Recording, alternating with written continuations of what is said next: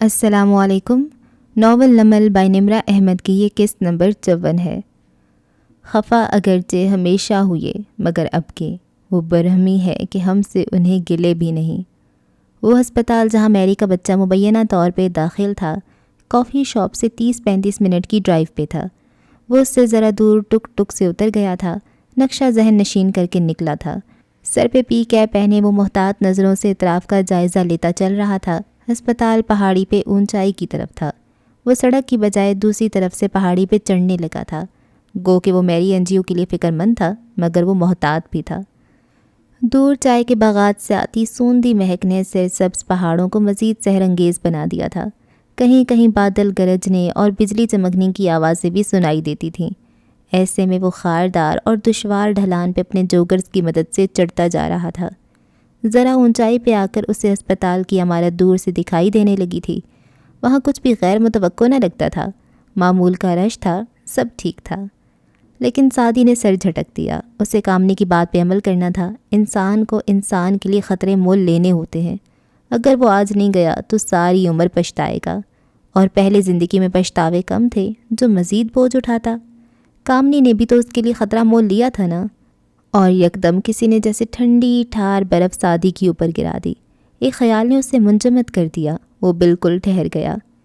لیکن کامنی تو غلط تھی۔ وہ کوئی ناکام عاشق تو نہیں تھا، وہ تو جھوٹی کہانی تھی۔ وہ ایک قاتل تھا اور ان کو دھوکہ دے رہا تھا۔ وہ ایک دم چونکا۔ کامنی نے غلط کیا تھا، وہ بھی غلط کر رہا تھا۔ ایک دم سے ساری تصویر اس کی اوپر واضح ہو گئی۔ کیبل نیٹ ورک میں سے کسی کو خرید کر ایک پٹی چلانا اور بار بار ایک تصویر دکھانا کیا مشکل تھا؟ فصیح جیسے لوگ تو ٹی وی چینلز کو خرید سکتے تھے، یہ سب تو بہت آسان تھا۔ وہ ایک دم تیزی سے پلٹا اور سبک قدموں سے ڈھلان اترنے لگا، تیز، مزید تیز، یہاں تک کہ اس کا سانس بے ترتیب ہونے لگا، مگر رفتار بڑھتی گئی۔ یہ سب ایک پھندا تھا، وہ جان گیا تھا۔ اس سے اب کوئی شک نہیں رہا تھا کہ اب اسے جلد از جلد وہاں سے نکلنا تھا۔ وہ پہاڑی سے اتر کر سڑک پہ آ گیا اور سر جھکائے تیز تیز چلنے لگا، مگر جلد ہی اسے احساس ہو گیا کہ کوئی اس کے پیچھے ہے۔ اس نے مڑ کر دیکھا، کوئی نہیں تھا، مگر کوئی تھا۔ سعدی کو ٹھنڈے پسینے آنے لگے۔ وہ مزید تیز چلنے لگا۔ اس کی حساسیت اب پہلے سے کہیں تیز ہو چکی تھی۔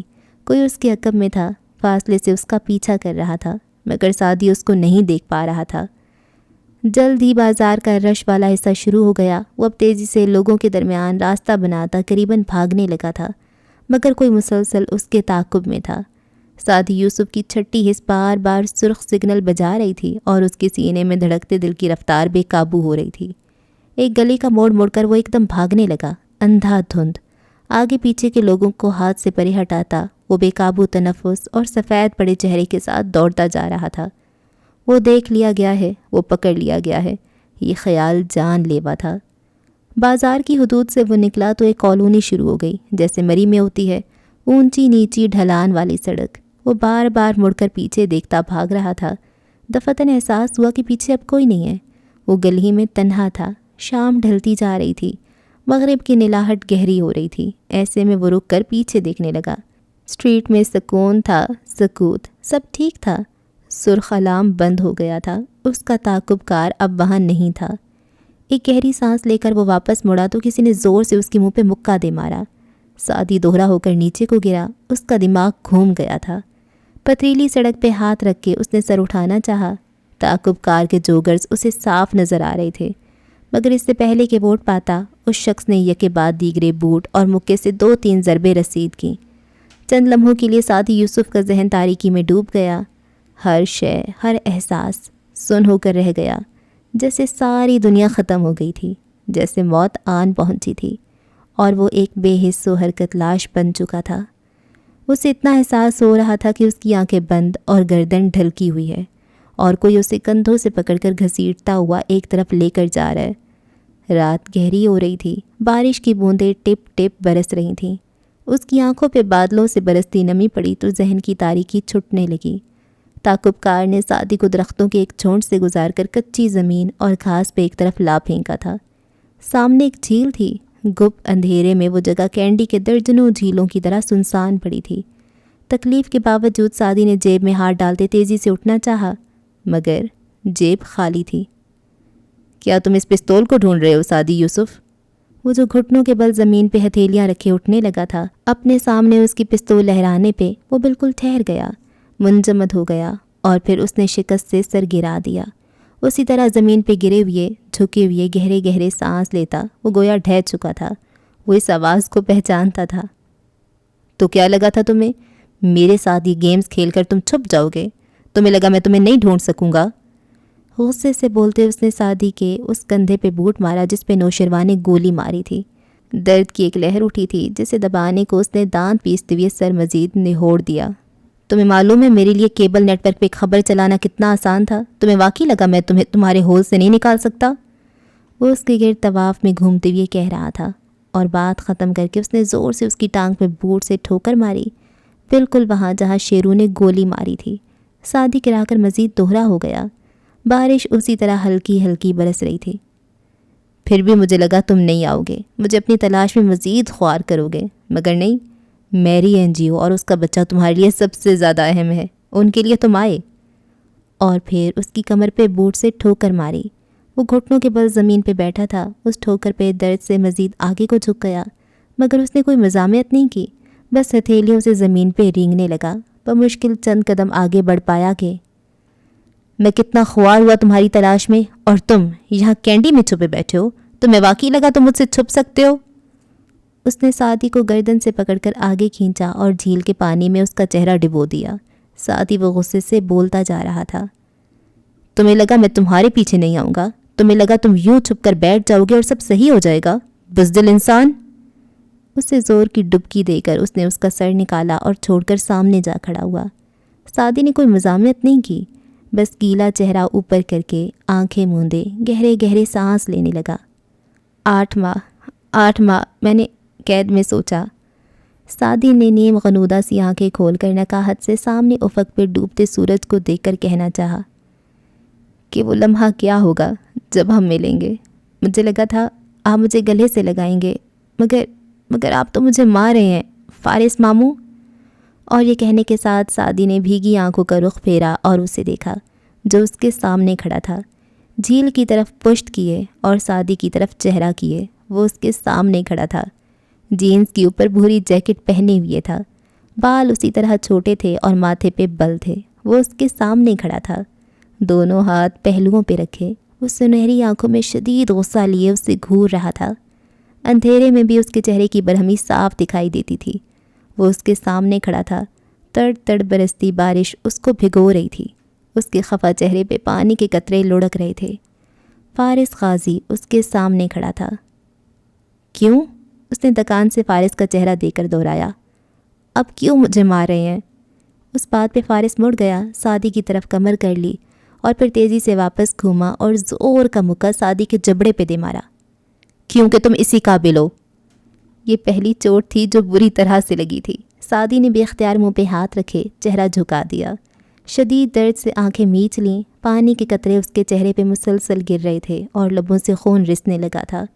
بہت سا پانی آنکھوں میں بھی جمع ہو رہا تھا، مگر ہر آنسو اذیت کا آنسو نہیں ہوتا، نہ وہ خوشی کا ہوتا ہے، نہ دعاؤں کی قبولیت کا، نہ محبت کا، نہ شکوے کا۔ وہ بس آنسو ہوتا ہے اور اسے بہنا ہوتا ہے۔ میں سمجھا۔ سعدی نے چہرہ جھکائے آستین سے منہ رگڑا۔ یہ فصیح ہوگا۔ وہ تمہیں مجھ سے زیادہ نہیں جانتا، جو اسے معلوم ہو ہمارا یونیورسل رحم دل سعدی کس بات میں نکلے گا اپنے ہول سے۔ تنزیہ سا وہ غرایا۔ میری این جی او اور اس کا بیٹا۔ دونوں ہاتھ اٹھا کے اس نے بہت ہو گیا والے انداز میں کہا۔ بس یہی 2 اہم لوگ رہ گئے تھے تمہاری زندگی میں جو ان کے لیے خطرہ مول لینے کو تیار ہو گئے، اور تمہارا خاندان، تمہاری ماں، تمہارے بہن بھائی، وہ سب جو تمہاری ایک کال کے لیے ترس رہے تھے، ان کا کیا؟ ہاں؟ اور بات کے اختتام پہ فارس آگے آیا اور اس کو گدی سے پکڑ کر سر کو نیچے جھکا کر گویا جھنجھوڑا، پھر جھٹکے سے اسے چھوڑا۔ سعدی نے جھکا سر نہیں اٹھایا۔ آنسو اس کے چہرے پہ لڑک رہے تھے، بارش کے قطروں جیسے آنسو۔ بزدل انسان! وہ اب اس کی جانب پشت کر کے اور جھیل کی طرف چہرہ کیے دور جا کھڑا ہوا تھا۔ وہ خفا تھا، وہ غصے میں تھا۔ اگر کوئی چیز میں تمہیں بھیج سکتا ہوں تو کیا یہ نہیں جان سکتا کہ تم وہاں سے بھاگ گئے ہو؟ کیا ایک پیغام نہیں چھوڑ سکتے تھے تم میرے لیے؟ 1000 طریقے تھے پیغام دینے کے، مگر نہیں۔ اس کی سنہری آنکھیں جو جھیل کے پانی پہ جمی تھیں ان میں دکھ سا ابھرا۔ تمہیں لگا فارس تمہارے لیے کبھی نہیں آئے گا۔ سعدی نے گیلی آنکھیں اور گیلا چہرہ اٹھا کے اسے دیکھا۔ وہ اس کی طرف پشت کیے کھڑا تھا، پہلو میں گرے دائیں ہاتھ کی پشت پہ سعدی کا خون لگا تھا۔ تمہیں مجھ سے امید ہی نہیں تھی کہ میں آؤں گا، تمہیں لگا ہی نہیں کہ میں تمہاری مدد کر سکتا ہوں۔ تم نے سوچا اگر وہ 8 ماہ نہیں آیا تو اب کیا آئے گا؟ مگر جنگ وہ جیتتا ہے سعدی یوسف جسے معلوم ہوتا ہے کہ کب لڑنا ہے اور کب نہیں لڑنا۔ سعدی گھٹنوں کے بل زمین پہ بیٹھا تھا، گیلے کیچڑ والی زمین پہ۔ اب آہستہ سے اٹھا، انگ انگ دکھ رہا تھا مگر کرہ نہیں نکلی۔ ہر مار بری نہیں لگتی، کوئی اچھی بھی لگتی ہے، کوئی مارنے والا بھی اچھا لگتا ہے۔ لیکن اگر تم میں اتنی عقل ہوتی تو میرے پاس آتے پہلے دن، مگر نہیں، تم کاردارز کے پاس چلے گئے ان کو کنفرنٹ کرنے۔ تمہیں مجھ سے امید ہی نہیں تھی سعدی، وہ برہمی سے کہہ رہا تھا۔ سعدی قدم قدم چلتا اس کے قریب آیا اور اس کے سامنے آ کھڑا ہوا۔ اس کے ہونٹ سے خون ہنوز رس رہا تھا۔ وہ فارس کو دیکھ رہا تھا اور فارس ابرو بھنجے، ماتھے پہ بل لیے، سامنے جھیل پہ نظریں جمائے ہوئے تھا۔ پہلے بھی تم نے یہی کیا، ہر چیز اکیلے کرنی چاہیے، اور اب بھی تمہیں لگا کہ تم یوں۔ سعدی آگے بڑھا اور اس کے گلے لگ کر، اس کے کندھے پہ اپنی آنکھیں رکھ کر رونے لگا، چھوٹے بچوں کی طرح، آواز سے، سسکیوں سے، ہچکیوں سے۔ فارس کے الفاظ خود بخود ٹوٹ گئے، اس کے ماتھے کے بل ڈھیلے ہوئے، نگاہوں میں نرمی سی ابھری۔ غصے کا ابال ٹھنڈا ہوا، چند لمحے وہ اسی طرح کھڑا رہا، پھر ہلکا سا اس کے کندھے کو تھپکا۔ اچھا بس ٹھیک ہے۔ آواز میں وہی سختی تھی، پھر چہرے کو دوبارہ برہم بنا لیا، پیشانی کی سلوٹیں واپس لے آیا اور اسے شانوں سے پکڑ کر پرے کیا۔ اچھا اب دور ہٹو، میری بیوی پہلی مجھ پہ شک کرتی ہے، اکتا کر کہتا وہ مڑ گیا۔ سعدی کو اس کی آواز گیلی لگی تھی مگر اس نے فارس سے نظریں نہیں ملائیں، ملا نہیں سکا، بس چہرہ جھکائے اپنی آنکھیں رگڑنے لگا۔ آنسو ابھی تک امڑ امڑ کر آ رہے تھے اور وہ کہیں دور سندر بن کے کسی گھنے جنگل میں بے خوف ہو کر کسی درخت تلے بیٹھ کر ڈھیر سارا رونا چاہتا تھا۔ آہ یہ ظالم تلخ حقیقت، جتنے سفینے غرق ہوئے اکثر اپنی موج میں ڈوبے، طوفان سے ٹکرائے کم۔ اس پرتش ریسٹورانٹ کے ماحول کو مدھم زرد بتیوں نے پرفسوں اور سحرانگیز بنا رکھا تھا۔ اس کارنر ٹیبل پہ رکھے سٹینڈ میں کھڑی تینوں موم بتیاں روشن تھیں اور ان کے دونوں اطراف میں بیٹھے ہارون اور جواہرات ایک دوسرے کو دیکھ رہے تھے۔ کھانا بھی تک نہیں آیا تھا مگر جواہرات یہاں کھانا کھانے نہیں آئی تھی۔ سلک کی سبز قمیض میں بالوں کو سمیٹ کر چہرے کے دائیں طرف ڈالے، وہ گہرا میک اپ اور قیمتی نگینیں پہنے ہوئے تھی۔ ہارون کا سوٹ گہرا نیلا تھا اور سرمئی آنکھیں وہ کبھی جواہرات پہ ڈال لیتے، کبھی اپنے فون پہ۔ جو تمہاری مخالف کے ساتھ میں نے کروایا اس پہ تم نے شکریہ نہیں کہا؟ مسکارے سے لدی آنکھوں سے اسے دیکھتی وہ گلا کرنے لگی۔ میں نے تمہیں کچھ بھی کرنے کو نہیں کہا تھا۔ جواہرات کے ابرو اکٹھے ہوئے، آنکھوں میں بے چینی جھلکی۔ مگر میں نے تمہارا انتقام لیا اس نے تمہاری… جب میں نے تمہیں کہا ہی نہیں تو تم مجھے کیوں جتا رہی ہو؟ تم نے جو کیا اپنے لیے کیا۔ شانے اچکا کر انہوں نے گلاس سے گھونٹ بھرا۔ جواہرات پیچھے ہو کر بیٹھی اور سینے پہ بازو لپیٹے تیکھی آنکھوں سے انہیں دیکھنے لگی۔ تمہارا رویہ بدلا بدلا سا ہے۔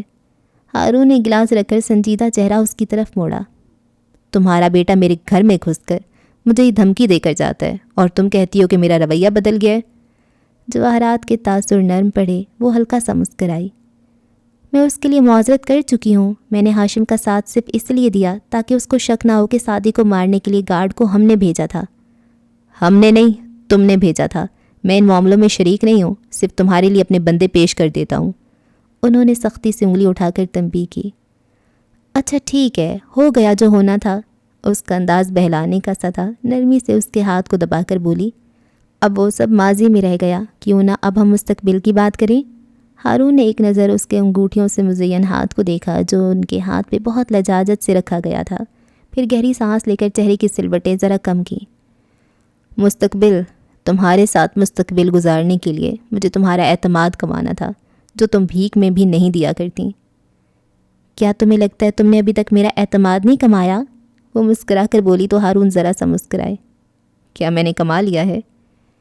جس طرح تم نے اپنے بندے میرے لیے پیش کیے، میرا ساتھ دیا اس درد سر جیسے مسئلے سے نمٹنے کے لیے، میرے دل میں تمہاری قدر مزید بڑھ گئی ہے، اور میں چاہتی ہوں کہ ہم ماضی کی ساری تلخ یادیں بھلا کر اپنے مستقبل کو تعمیر کریں۔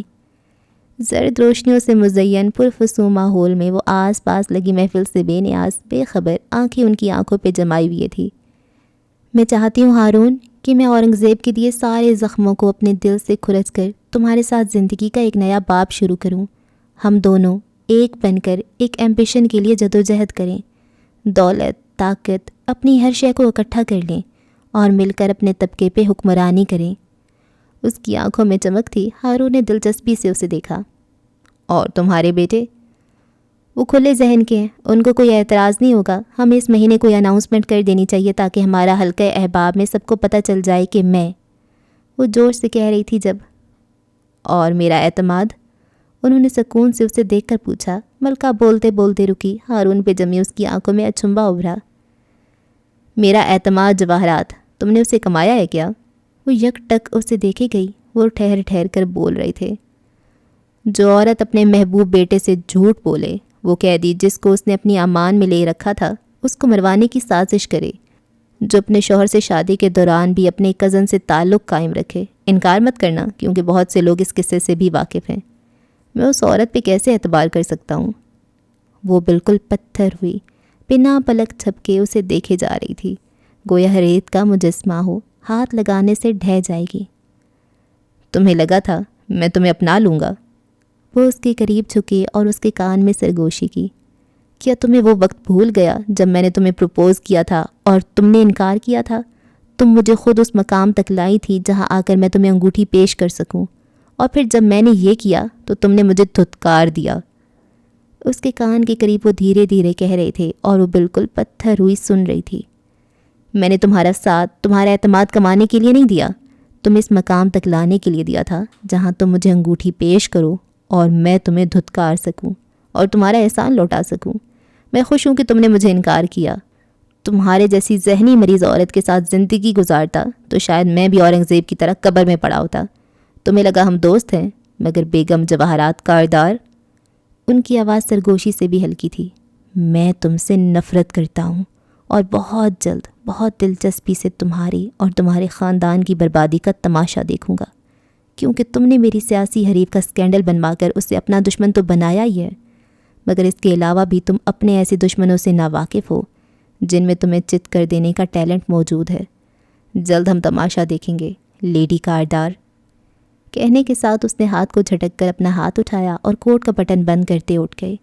وہ سفید پڑتے چہرے کے ساتھ بے دم سی بیٹھی، ویران آنکھوں سے سامنے خلا میں دیکھ رہی تھی.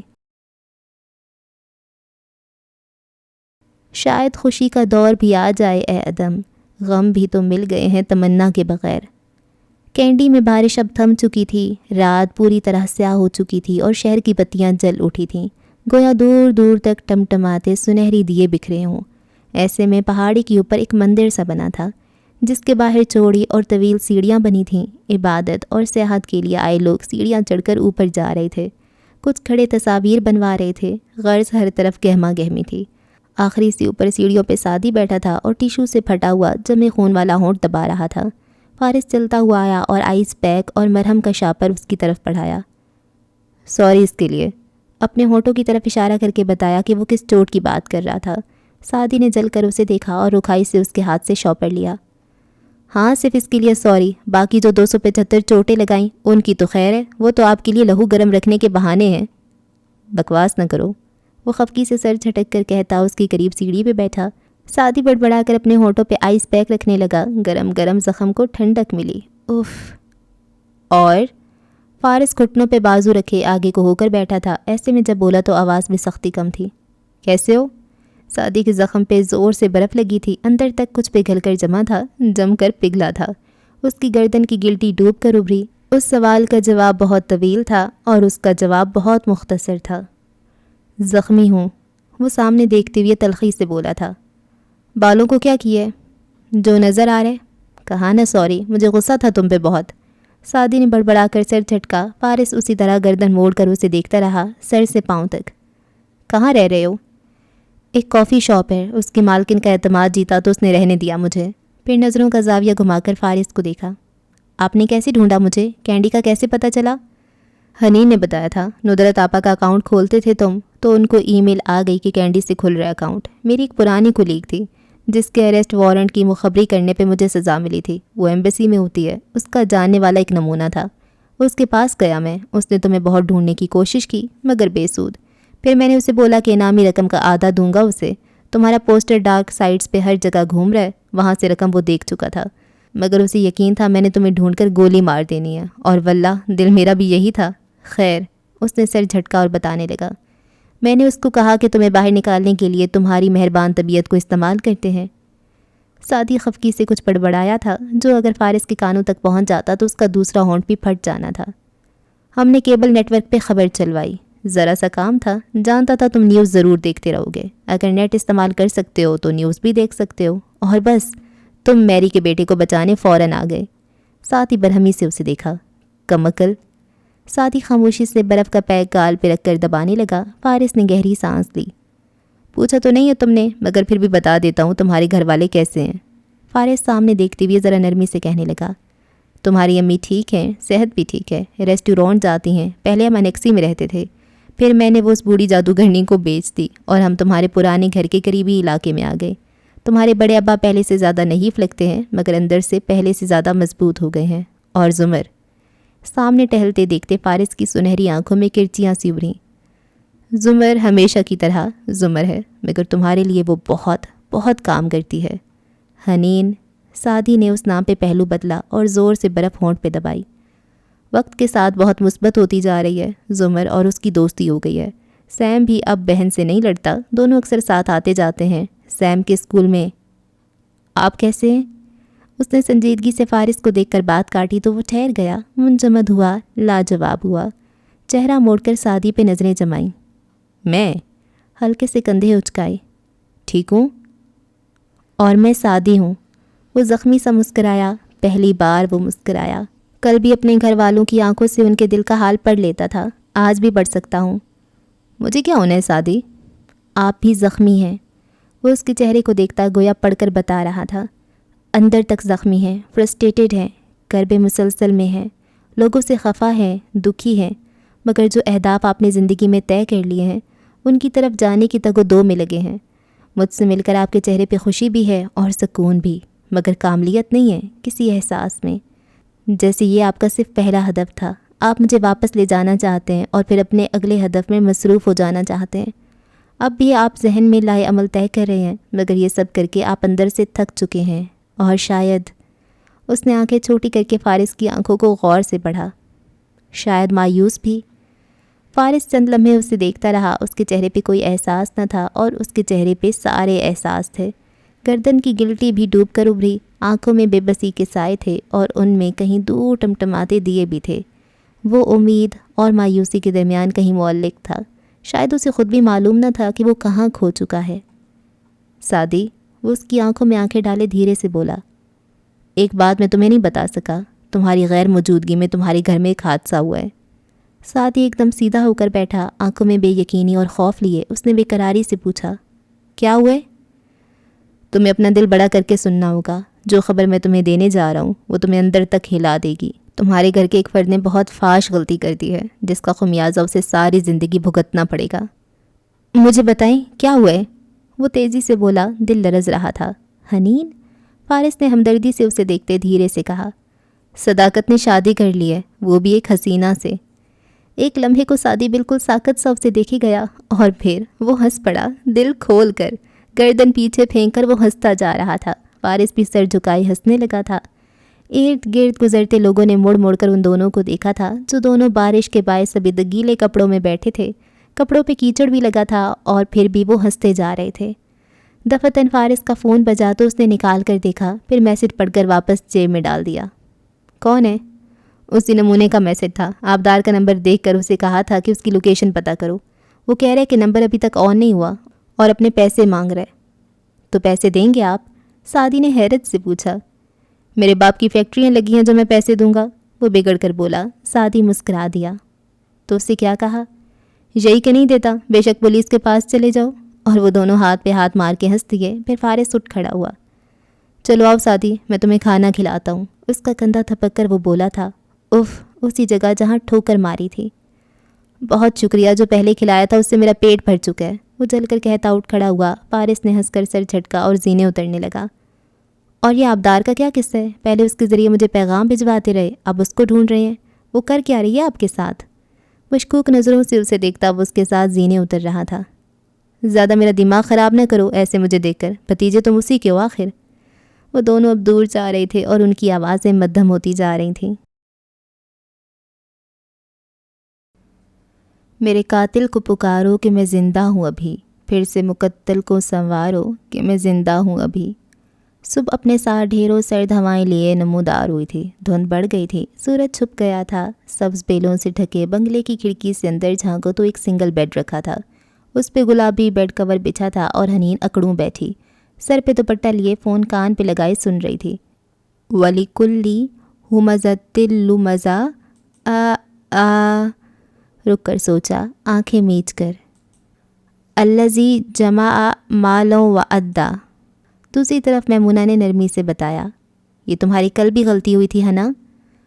حالانکہ جب میں نے یاد کیا تھا تب وہ ٹھیک تھا۔ وہ روحان سی ہوئی، ایک تو کچھ دن سے اس کی گردن مسلسل موبائل اور کمپیوٹر اسکرین پہ چہرہ جھکانے کے باعث شدید درد کرنے لگی تھی۔ زیتون کے تیل کی مالش کی، پٹھوں کی سوجن کم کرنے والی کریم اور گردن کی ایکسرسائز سب کر کے دیکھ لیا مگر فرق ندارد۔ امی کی ایک کزن ڈاکٹر سے بھی پوچھا تو انہوں نے کہا کہ گردن میں کالر پہنا کرو اور گردن کم جھکایا کرو۔ یہ حفظ سے پہلے کی بات ہے، اب حفظ شروع کرنے کے بعد گردن مزید جھکانی پڑتی قرآن پڑھتے وقت، یعنی گردن کے پٹھے اب مزید خراب ہوں گے۔ مگر اس کے ساتھ ساتھ اس نے محسوس کیا تھا کہ بلا مبالغہ ہر روز اسے کوئی چھوٹی موٹی چوٹ لگ جاتی تھی۔ کبھی وہ بیڈ کے کنارے سے ٹکرا گئی، کبھی پاؤں رپٹ گیا اور گھٹنا چھل گیا، کبھی بخار، کبھی آدھے سر کا درد۔ اوف، وہ کہاں جائے؟ ادھر میمونہ کہہ رہی تھی، جو بھی حفظ کرنا ہو پہلے اسے دیکھ کر 10 دفعہ پڑھ لیا کرو، ہر آیت یاد کرنے کے بعد اسے پچھلی تمام آیات سے ملا کر دہراؤ، اور سنو، قرآن نیچے رکھ کر گردن جھکا کر نہ یاد کیا کرو۔ انسانی دماغ وہ الفاظ نہیں صحیح سے حفظ کر پاتا جس کے لیے گردن جھکائی جائے، صرف وہی یاد کرے گا جو اس کو آئی لیول پہ نظر آئیں، یعنی قرآن ہو یا کورس کی کتاب کا رٹا لگانا ہو، کتاب کو اٹھا کر چہرے کے برابر لا کر یاد کیا کرو۔ میمونہ کے پاس ان گنت ٹپس ہوتی تھیں جو وہ وقتاً فوقتاً شیئر کرتی رہتی تھی۔ فون بند کرنے کے بعد حنا نے سوچا، کیا حفظ سے کچھ بدلا تھا سوائے صبح جلد اٹھنے کے، جس سے دل میں ہلکی سی خود پسندی بھی جاگی تھی کہ اب تو میں بہت اچھی ہو رہی ہوں، کوئی برکت، نور وغیرہ، مگر ابھی وہ کوئی خاص اندازہ نہیں لگا پا رہی تھی۔ دفتن چوکھٹ میں زمر نظر آئی، گھنگریالے بالوں کی پونی باندھے، ناک میں سونے کی نت پہنے وہ مسکرا کر بولی تھی، میں شیرو کے آفس جا رہی ہوں، اب بتاؤ کیا کرنے؟ حنین چھلانگ مار کر نیچے اتری اور بک شیلف پہ رکھی فلیش ڈرائیو اٹھا کر زمر کو دی، یہ صرف ہاشم کے لیپ ٹاپ میں لگا دیں، اور وہ زور سے سمجھا رہی تھی اور زمر غور سے فلیش ڈرائیو کو دیکھتی سن رہی تھی۔ چند کلومیٹر کے فاصلے پہ واقعہ کسرے کاردار کو بھی سرمئی دھن نے اپنے پروں تلے دبا رکھا تھا۔ لاؤنج میں ملازموں کی گہما گہمی لگی تھی مگر ڈائننگ ہال خالی تھا۔ عرصہ ہوا وہ تینوں اکٹھے بیٹھ کر ناشتہ کرنا چھوڑ چکے تھے۔ ہاشم صبح سویرے آفس میں جا چکا تھا، نوشرواں اپنے کمرے میں تیار ہو رہا تھا اور جواہرات، اس کا کمرہ خالی تھا۔ بیڈ پہ بیڈ کور آدھا زمین پہ گرا تھا، ڈریسنگ ٹیبل پہ پرفیومز کی ٹوٹی بوتلیں بکھری تھیں، کل رات کے پہنے جوتے ادھر ادھر پڑے دکھائی دیتے تھے، رات والا زیور بھی گویا نوچ کر اتار پھینکا پڑا تھا۔ ایک دیوار پرفیوم کی شیشی کے مارے جانے کا نشان بھی تھا اور کمرہ بے حد معطر تھا۔ باتھ روم کی آدھی دیوار پہ لگے آئینے کے سامنے کھڑی جواہرات سرخ بھیگی آنکھوں سے اپنا عکس دیکھ رہی تھی۔ سلیو لیس نائٹی میں اس کے بازوں کے فریکلز نظر آ رہے تھے، بکھرے بال، رات کا آدھا مٹایا آدھا موجود میک اپ۔ وہ بیمار اور بوڑھی لگنے لگی تھی، اس کا دل بوڑھا ہو گیا تھا۔ اس نے ٹوٹی تلے ہاتھوں کا پیالہ بنا کر رکھا، پانی کسی بھیگ کی طرح کشکول میں گرنے لگا، چلو بھر کر اس نے منہ پہ پھینکا اور پھر پھینک دی گئی، یہاں تک کہ چہرہ دھل گیا۔ پھر تولیے سے منہ خشک کر کے خود کو آئینے میں دیکھا، اب آنکھیں خشک تھیں۔ میرا زوال کبھی نہیں آئے گا، میں آج بھی دولت مند، طاقتور اور خوبصورت ہوں، کیا سمجھتا ہے وہ خود کو؟ شعلہ بار نظروں سے آئینے میں دیکھتی وہ کہہ رہی تھی، میں ہار مان جاؤں گی؟ ہرگز نہیں، جب میں نے اورنگزیب کے آگے ہار نہیں مانی تو تمہارے سامنے کیوں؟ آنکھیں رگڑ کر ایک عزم سے خود کو دیکھا، میں دوبارہ کھڑی ہوں گی، پہلے سے زیادہ مضبوط ہو کر۔ اور جب وہ باہر آئی تو اپنے ڈاکٹر کا نمبر ملا کر کہہ رہی تھی، میری تھوڑی کے نیچے سے سکن لٹکنے لگی ہے اور میں سوچ رہی ہوں ہونٹوں کے گرد لاف لائنز میں فلر۔ 2 گھنٹے بعد وہ بال کرل کر کے براق سفید بلاؤز میں ملبوس، سرخ لپسٹک لگائے، مسکرا کر پورے اعتماد سے آفس کی راہداری میں چلتی جا رہی تھی۔ ارد گرد لوگوں کے سلام کا مسکرا کر جواب دیتی۔ گردن کا سریا واپس آ گیا تھا مگر دل بوڑھا ہو گیا تھا، اس کی کوئی ایجنگ ٹریٹمنٹ نہ تھی اس کے پاس۔ نوشرواں کے آفس کا دروازہ اس نے کھولا تو وہ آفس ٹیبل کے پیچھے اپنی کرسی پہ بیٹھا نظر آیا۔ جواہرات مسکرائی اور دروازہ پورا کھولا، پھر مسکراہٹ پھیکی پڑی۔ شیرو کے سامنے کرسی پہ سیاہ کوٹ والی لڑکی کی پشت دکھائی دے رہی تھی، پورے گھنگریالے بالوں کی اونچی پونی۔ جواہرات اندر تک سلگ گئی، بے اختیار ہاتھ اپنے مصنوعی قرض تک گیا۔ ممی، شیرو نے پکارا تو زمر نے گردن موڑ کر دیکھا اور مسکرائی۔ Good morning Mrs Kardar. پھر اٹھ کھڑی ہوئی اور شیرو سے بولی جو تذبذب کا شکار لگتا تھا، اپنی ممی کے ساتھ نرمی سے بات کیجیے گا نوشرواں، ورنہ آپ اپنے والد کے آگے جواب دہ ہوں گے۔ اور قدم قدم چلتی چوکھٹ میں کھڑی جواہرات تک آئی، جو سلگتی آنکھوں سے اسے دیکھ رہی تھی۔ میرے کلائنٹ کے ساتھ نرمی سے بات کیجیے گا، ورنہ آپ میرے آگے جواب دے ہوں گی، دھیرے سے کہہ کر وہ دروازے سے باہر نکل گئی اور جواہرات سرخ پڑتے چہرے کے ساتھ تن فن کرتی آگے آئی۔ تو اب تم دشمنوں کے ساتھ مل گئے ہو؟ وہ میری وکیل ہے، اور جیسے وقت پڑنے پہ آپ لوگ ہارون عبید کو دوست بنا لیتے ہیں، حالانکہ ڈیڈ اسے کتنا ناپسند کرتے تھے، ایسے ہی میں مسز عمر کو اپنا وکیل بنا سکتا ہوں۔ میں تمہاری زبان دیکھ رہی ہوں نوشرواں کارڈار۔ جواہرات نے غصے سے زور سے میز پہ ہاتھ مارا۔ کیوں نہ آپ صرف اپنی مصروفیات دیکھیں؟ اٹھ کھڑا ہوا اور برہمی سے بولا۔ جواہرات سن ہو گئی، وہ اس کا اشارہ سمجھ گئی تھی۔ میری مصروفیات میرے بیٹے ہیں شیرو، اس کا لہجہ کانپا۔ بیکار باتیں مت کریں، جب آپ اپنے ایک بیٹے سے دوسرے کو پٹوانے میں مصروف نہیں ہوتی تو ریسٹورانٹس میں ہارون عبید کے ساتھ ڈنر کر رہی ہوتی ہیں۔ میرے دوست نے دیکھا تھا آپ کو کل رات وہاں، وہ کوفت سے بولا۔ اس سے آگے ایک لفظ نہ بولنا، سرخ چہرے کے ساتھ اس نے انگلی اٹھا کر تنبیہ کی۔ جس عورت کی باتوں میں آ کر تم اپنی ماں اور بھائی سے دور جا رہے ہو، اس کو یہ نہیں بتایا تم نے کہ اس کے بھتیجے کو 3 گولیاں بھی تم نے ماری تھی؟ نوشرواں کے چہرے پہ زلزلے کے آثار نمایاں ہوئے، بہت سے سائے اس کی آنکھوں میں آن گرے۔ وہ آگے ہوا اور غرایا۔ وہ اسی قابل تھا، سنا آپ نے؟ میں نے جو کیا ٹھیک کیا۔ رہی مسز عمر تو ان سے میرا تعلق مختلف نوعیت کا ہے، وہ ایک اچھی خاتون ہے۔ جواہرات نے تیش سے ہاتھ مار کر میز پہ رکھے پین سٹینڈ اور فائلز گرا دیں۔ جو عورت کسی اولاد کو اس کی ماں سے دور رکھنے کی سازش کرے وہ کنسپائریٹر ہوتی ہے، اچھی نہیں۔ اور اپنے بارے میں کیا خیال ہے آپ کا؟ میں نے تو سعدی کو مارا تھا، قید میں تو آپ لوگوں نے رکھا ہوا ہے اسے، وہ تلخی سے بولا تھا۔ اوہ! جواہرات کے ابرو اٹھے، پھر لبوں پہ تلخ مسکراہٹ در آئی، چند گہرے سانس لیے اس نے۔ نوشرواں کارڈار، خود کو اپڈیٹ کر لو، سعدی یوسف اب قید میں نہیں ہے، وہ بھاگ چکا ہے، اور بھاگنے سے پہلے وہ ایک گارڈ کو قتل بھی کر چکا ہے۔ اس کے پاس اسلحہ بھی ہے اور دماغ بھی، وہ تمہارے خون کے لیے آئے گا، اور تم تو وہ ہو جس سے ایک قتل بھی ٹھیک سے نہیں ہوا۔ سو اب بھی وقت ہے، اپنے بھائی اور ماں سے سنوار لو، ورنہ سعدی کا مقابلہ اکیلے کرو۔ اور ایک شعلہ بار نظر اس پہ ڈالتی پلٹ گئی۔ نوشرواں بالکل سن سفید چہرہ لیے اسے جاتے دیکھ رہا تھا، پھر وہ سیٹ پہ ڈھہ سا گیا اور نم ہوتی پیشانی کو آستین سے رگڑ کر صاف کیا۔ سعدی قاتل بن گیا ہے، اس نے قتل کر دیا ہے، اس کے پاس اسلحہ ہے۔ وہ بالکل گم سم سا بیٹھا تھا، اپنے دونوں ہاتھ اٹھا کر دیکھتا تو اس میں سرخ پانی جمع تھا۔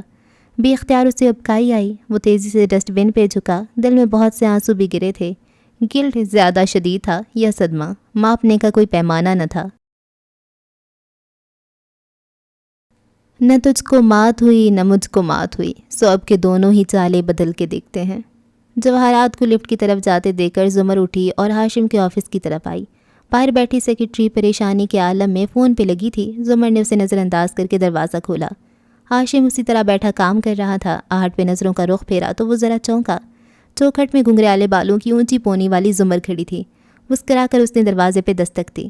ہاشم اینک اتار کر اٹھ کھڑا ہوا اور مسکرا کر بولا، مسز زمر، تو کیا نوشرواں نے؟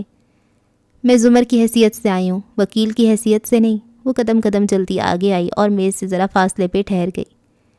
ایک وقت تھا جب آپ میرے آفس آیا کرتے تھے، بنا پوچھے میری چائے لے لیتے تھے، انتہائی ناپسندیدہ باتیں کرنے کے بعد اٹھ کر کہتے تھے، ہم دونوں ٹھیک ہے نا؟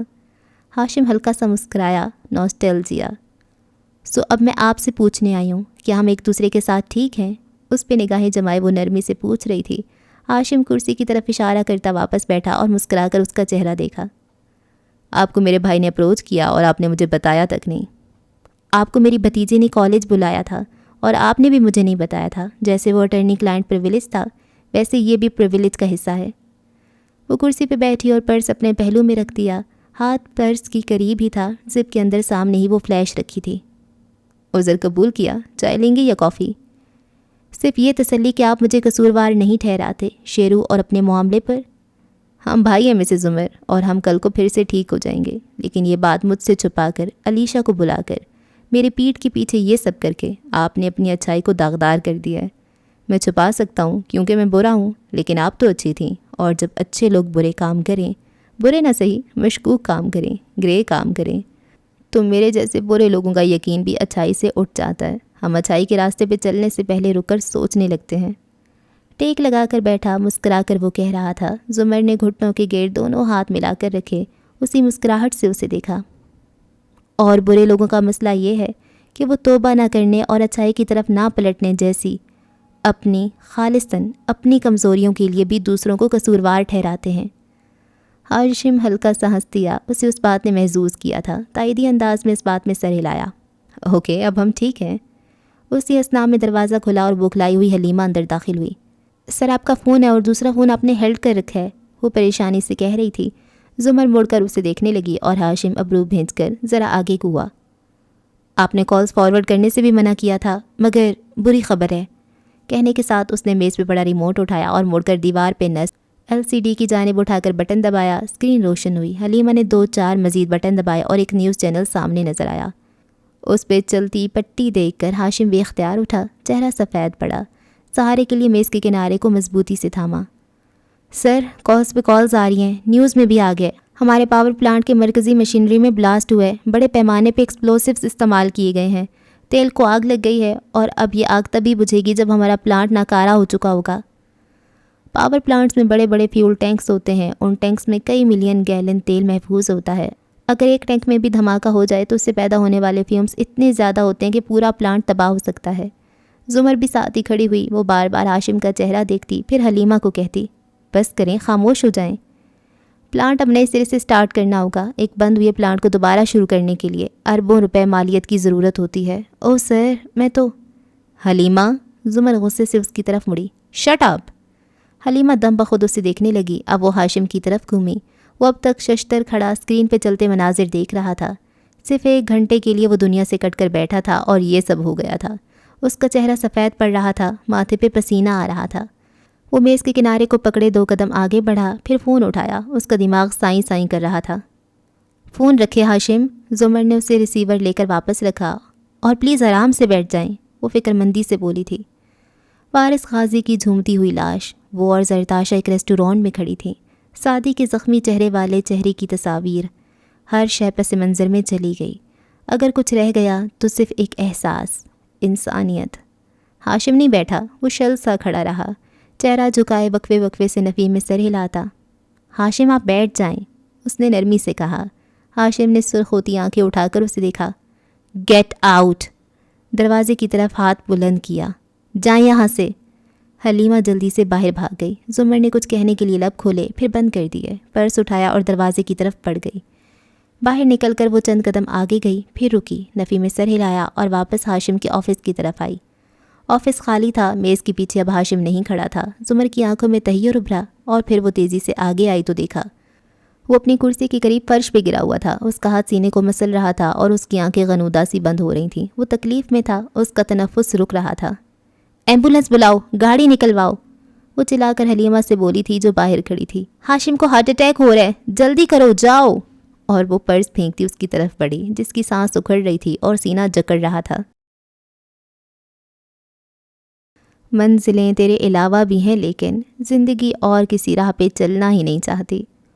کولمبو میں واقع اس بلند و بالا ہوٹل کے ریسیپشن دن کے وقت بھی روشنیوں سے منور تھا۔ ایک کونے میں صوفے پہ آفتاب بیٹھا تھا اور فون کان سے لگائے دوسری طرف ہارون کو سن رہا تھا، جو پوچھ رہے تھے، آبدار کیسی ہے؟ وہ جواباً بتانے لگا، جب سے وہ مس آبدار کے اپارٹمنٹ میں گیا ہے، مس واپس ہوٹل آ گئی ہیں اور یہاں سے نہیں نکلیں۔ چند منزلیں اوپر ایک کشادہ اور پرتعش بیڈ روم کے پردے گرے تھے اور اندر اندھیرا سا تھا۔ وہ صوفے پہ پیر اوپر کر کے بیٹھی تھی، سرخ بال کمر پہ پھسل رہے تھے اور چہرہ تھوڑی پہ گرائے گمسم نظر آتی تھی۔ وہ کھانا بھی اندر منگواتی ہیں، اداس ہیں اور غمزدہ بھی۔ آبدار نے سائڈ ٹیبل سے نیل پالش کی شیشی اٹھائی اور اپنا پیر میز کے کنارے رکھا، پھر برش کو پالش میں ڈبو کر ناخنوں پہ لگانے لگی۔ وہ بار بار ریسیپشن پہ کال کر کے پوچھتی ہیں کہ کوئی ان سے ملنے تو نہیں آیا یا ان کے لیے کوئی فون تو نہیں آیا، مگر اپنا سیل فون انہوں نے آف کر رکھا ہے۔ انگوٹھے اور 2 انگلیوں پہ سرخ نیل پالش لگا کر وہ رکی اور پھر ایک دم شیشی اٹھا کر دیوار پہ دے ماری۔ شیشی دیوار کو داغدار کر کے ٹوٹ گئی۔ اب وہ سرخ رومال سے ناخن رگڑ رہی تھی۔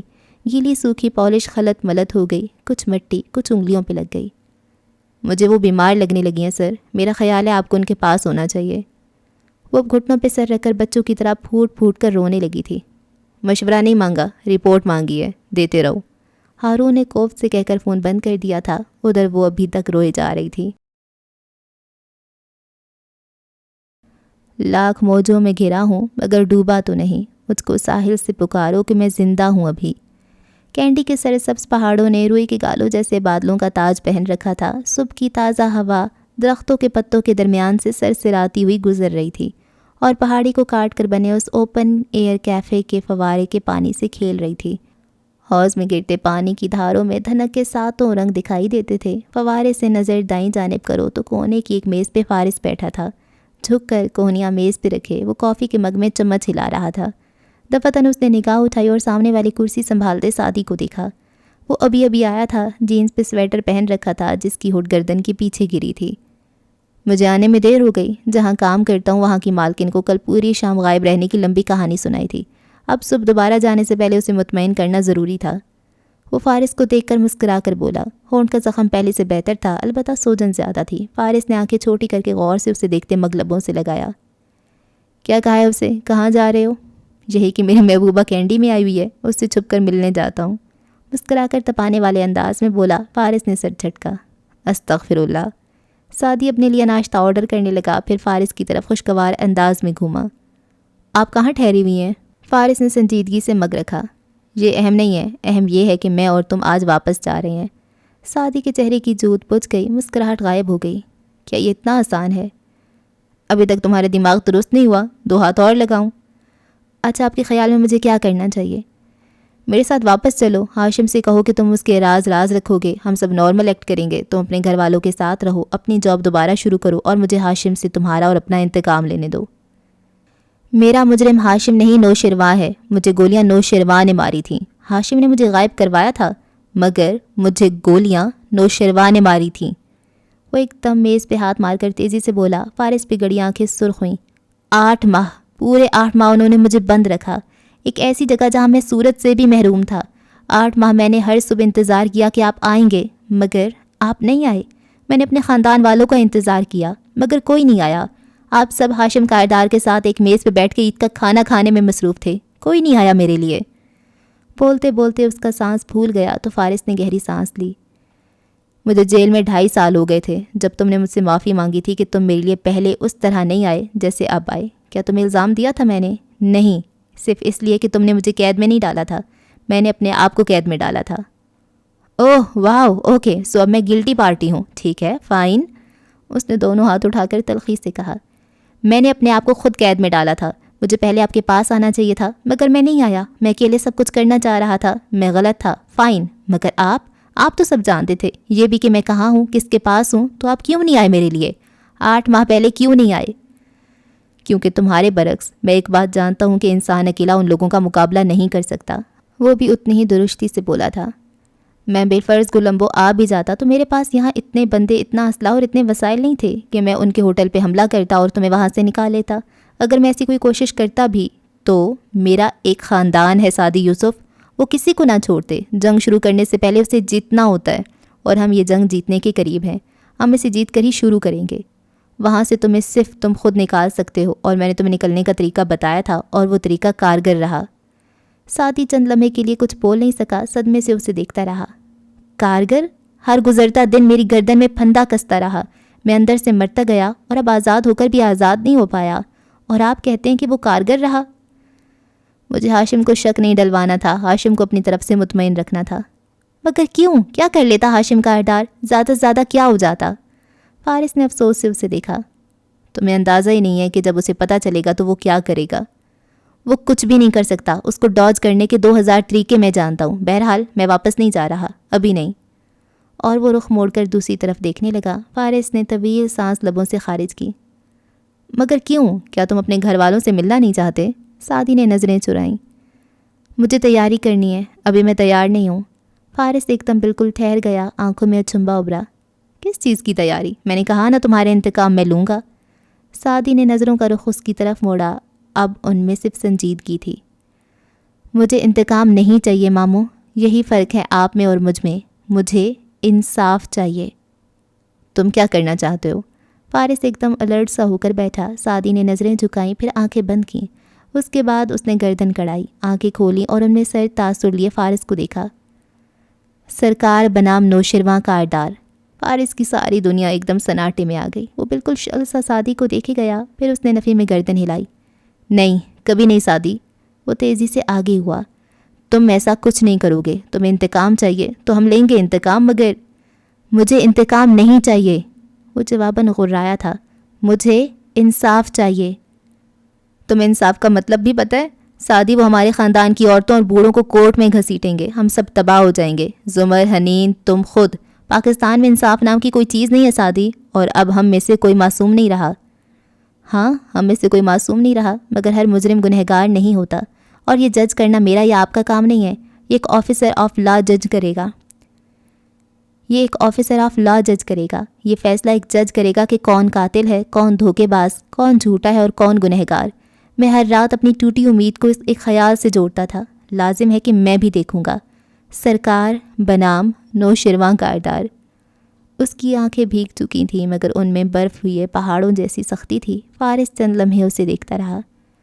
سعدی، میں ہر فیصلے میں تمہارے ساتھ رہوں گا، لیکن ایک بات مجھے پورے یقین سے بتاؤ، کیا تم اس فیصلے پہ قائم رہو گے؟ کیا تم کاردار سے کورٹ میں جنگ کرنا چاہتے ہو؟ میں فیصلہ کر چکا ہوں۔ سعدی یوسف کی کہانی ایک کورٹ ٹرائل کے بغیر ختم نہیں ہوگی۔ میں جانتا ہوں ٹرائل لمبا ہوگا، ٹرائل تکلیف دہ ہوگا۔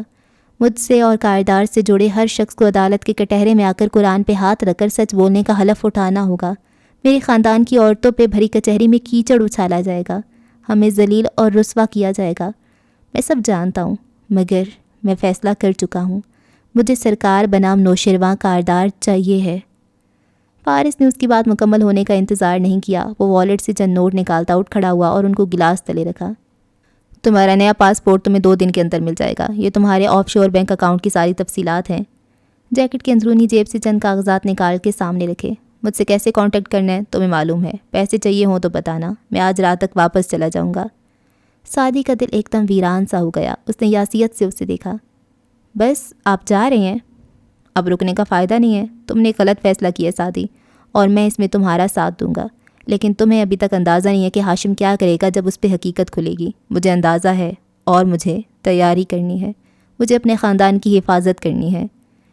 سعدی اٹھ کھڑا ہوا، کاغذات کو اس نے چھوا تک نہیں، آگے بڑھا اور فارس سے گلے ملا۔ حلق میں بہت سے آنسو پھنس گئے۔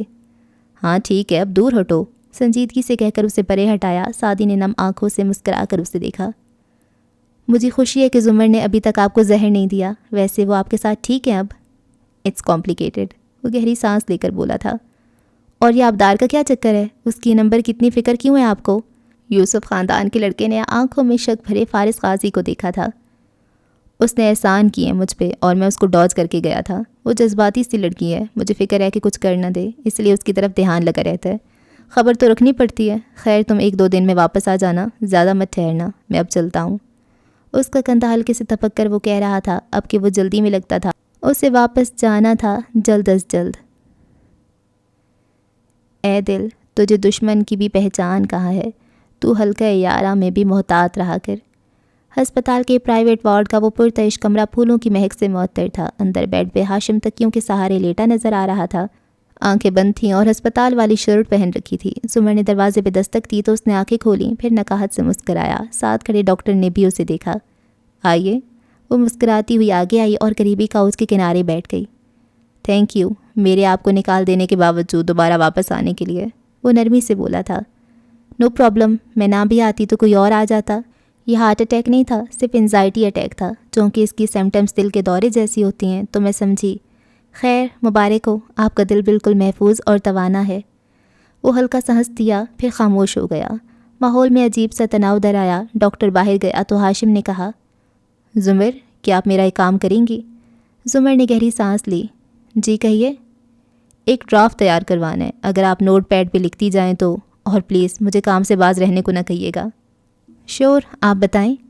وہ اس کو کام سے باز رہنے کی نصیحت کر بھی نہیں سکی۔ مصروف رہے گا تو ذہنی دباؤ کم ہوگا۔ اس نے نوٹ پیڈ اٹھایا اور قلم کھولا۔ ہاشم تکیے پہ سر رکھے آندے موندے ڈکٹیٹ کرنے لگا۔ بار بار رکتا اڑتا، پھر نفی میں سر ہلا کر دوبارہ سے شروع کرتا۔ وہ بنا کسی کوفت کے لکھتی گئی۔ اس دوران اس سے ملنے کوئی نہیں آیا۔ شام میں جب وہ تھک کر کاغذوں کا پلندہ اس کے سرہانے رکھ کر اٹھنے لگی تو عذرائے ہمدردی بولی، اب اس بات کا دباؤ مت لیجیے گا کہ دوستوں میں سے کوئی نہیں آیا، ہو سکتا ہے ان کو معلوم نہ ہو۔ ہاشم تلخی سے مسکرایا۔ باس کی بیماری کی خبر آفس میں جنگل کی آگ کی طرح پھیلا کرتی ہے، سب کو معلوم ہے مسز عمر۔ میں اپنے ڈاکٹر سے مل لوں؟ وہ پرس اٹھا کر جانے لگی۔ ہاشم نے اچنبھے سے اسے دیکھا۔ آپ کا ڈاکٹر بھی اسی اسپتال میں ہے؟